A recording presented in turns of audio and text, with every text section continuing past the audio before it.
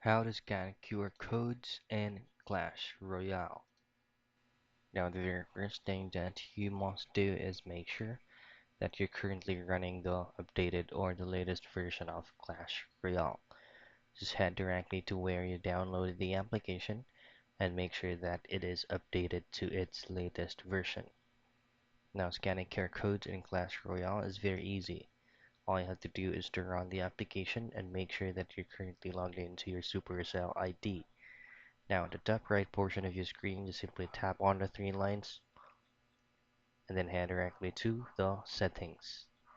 Now tap on this icon right here that says connected and then go to the friends tab, and then on the lower right portion of your screen there is gonna be a box with a plus icon, and this is where you can scan or even share your QR code. And that's it. That's very easy and quick. You can scan QR codes and Clash Royale.